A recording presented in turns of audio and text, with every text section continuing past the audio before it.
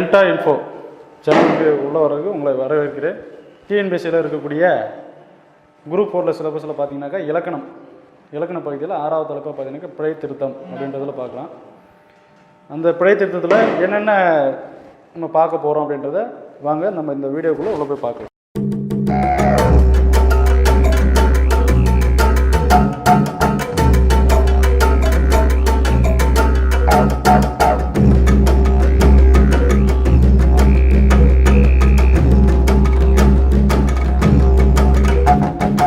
இப்போ நம்ம பார்க்கக்கூடியது என்ன அப்படின்னு பார்த்தீங்கன்னாக்கா டிஎன்பிஎஸ்சி குரூப் 4 டிஎன்பிஎஸ்சி சிலபஸில் பாருங்கள் 6வது தலைப்பாக கொடுத்துருப்பாங்க இலக்கண பகுதியில் பிழை திருத்தம் அப்படின்னு சொல்லிட்டு.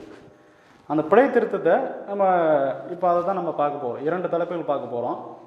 அது என்ன அப்படின்னு பார்த்தீங்கன்னாக்கா வலுவு சொற்கள் 1, பிறமொழி சொற்கள் 1. அதான் இது 2 தான். ஏன்னா இந்த வலுவு சொற்கள் அப்படின்றது நம்ம பார்க்குறோம் அப்படின்னாக்கா நம்ம என்ன புதுசாக இருக்குது வலுவு சொற்கள் அப்படின்னா நம்ம ஒன்றும் கிடையாது. சாதாரணமாக நம்ம பேச்சு வழக்க தான் வலுவு சொற்கள்னு சொல்லுவோம். நம்ம பல முறை நிறைய பேசுகிறோம், பல வார்த்தைகள் பேசுகிறோம். அந்த வார்த்தைகளால் நம்ம எழுத்துப்பூர்வமாக எழுத முடியாது.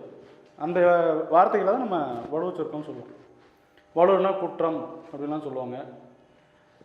இந்த சொற்களை நம்ம டிஎன்பிஎஸ்சியில் கொண்டு வராங்க. எப்படின்னா இந்த தமிழை மேம்படுத்தணும், அந்த பேச்சு வழக்கை திருத்தணும் அப்படின்ற முறையில் கொடுத்து வந்திருக்காங்க. அந்த வலுவு சொற்களை பற்றி தான் இப்போ நம்ம பார்க்கலாம். பிழை, தவறு, குற்றம், இது போல் பல இதில் வலுவு சொல்கிறாங்க. இப்போ அந்த வலுவு சொற்களை எப்படி நம்ம நீக்கிறது அப்படின்னு பார்த்தீங்கன்னாக்கா இப்போ ஒன்றும் இல்லை. இப்போ ஒரு எடுத்துக்காட்டு பார்க்குறோன்னா எங்கள் ஊரில் அடமழை பெய்யுது அப்படின்னு சொல்லுவாங்க. அடமழை அப்படின்றது நம்ம பேச்சு வழக்கு தான். ஆனால் சாதாரணமாக நம்ம பேசிட்டு போயிடுறோம். ஆனால் அது எழுத்துப்பூர்வமாக அதை எழுதுனா தவறு. அதுதான் பார்த்தீங்கன்னாக்கா அதுக்கு என்ன அப்படின்னாக்கா இந்த அடமழை அப்படின்றது உங்களை டிஎன்பிஎஸ்சியில் கொடுத்துருவாங்க. இது என்ன பண்ணணும் அப்படின்னாக்கா நம்ம அடமழைன்றதை அடைமழை அப்படின்னு மாற்றுறோம். அடைமழை அப்படின்றத மாற்றுறோம். இதுதான் வலுவு சொற்கள்.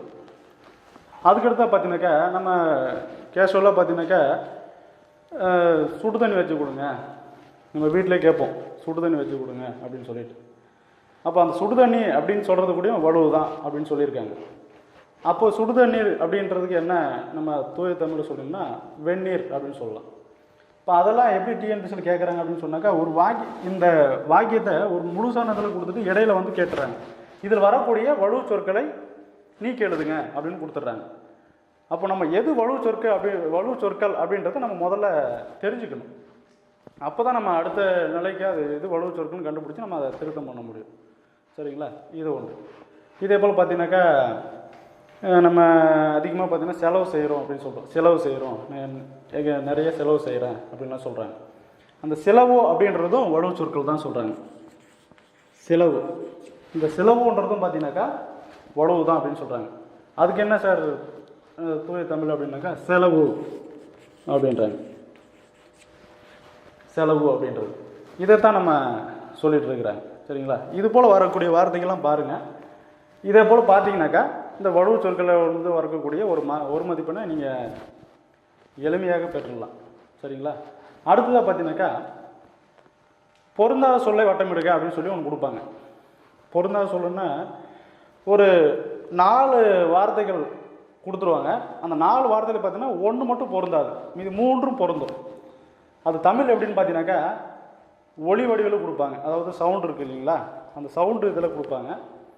அந்த சவுண்டு வச்சு தான் அதை நம்ம தேர்வு செய்ய முடியும்.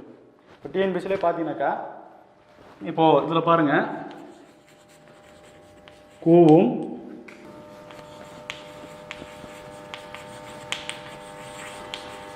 கணைக்கும், அகவும்,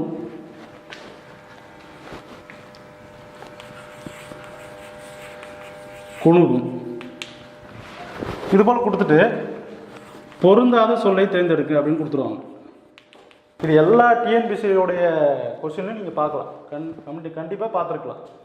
இது என்ன சார் பார்த்தீங்கன்னாக்கா எல்லாம் ஒரே மாதிரியாக இருக்கும். பாருங்கள், கூவும் இருக்குது, கணைக்கும்னு இருக்குது, அகமும்னு இருக்குது, குணுகும்னு இருக்குது. இது எல்லாமே என்ன சார் முதல்ல என்ன அப்படின்னு பார்த்தீங்கன்னாக்கா இதுதான் ஒலி, சவுண்டு. இது எதனுடைய சவுண்டு அப்படின்றது 3 இது வந்து ஒரு ஒரு இதோட சவுண்டு, ஒரு இது வந்து மட்டும் வேறோடைய ஒலி. இதுதான் அவங்க கண்டுபிடிச்சி எழுத சொல்கிறாங்க. இப்போ இதை பாருங்கள், குயில். குயில் பார்த்தீங்கன்னாக்கா கூவும், சரிங்களா? அடுத்து பார்த்தீங்கன்னாக்கா கணைக்கும். இதுதான் ஆன்சர். எப்படி சார் ஆன்சர்னாக்கா இது 3 பாருங்கள், இது எல்லாமே இதுவும் அகவும் குணுகும், இது 3மே பறவைகள், பறவைகளுடைய ஒலி. இது மட்டும் பார்த்தீங்கன்னாக்கா விலங்குகளுடைய ஒலி. இதை தான் அவங்க எதிர்பார்க்குறாங்க. நேரடியாக கொடுக்காம அதனுடைய ஒளியை வச்சு நம்ம கண்டுபிடிக்கணும் கொடுத்துருக்காங்க. அதான் குயில் வந்து கூவும், மயில் அகவும், புறா குணுகும், இது 3மே பறவைகள். இது கணைக்கும் அப்படின்றது பார்த்தீங்கன்னாக்கா குதிரை, அது விலங்கு, சரிங்களா? இதை தான் அவங்க எதிர்பார்க்குறது டிஎன்பிசியில். இதுதான் பொருந்தாத சொல்லி தேர்ந்தெடுக்க அப்படின்றது. இது அடுத்தடுத்து நம்ம வரக்கூடிய நம்ம கிளாஸில் பார்த்தோம் அப்படின்னாக்கா நம்ம கண்டுபிடிச்சிக்கலாம்.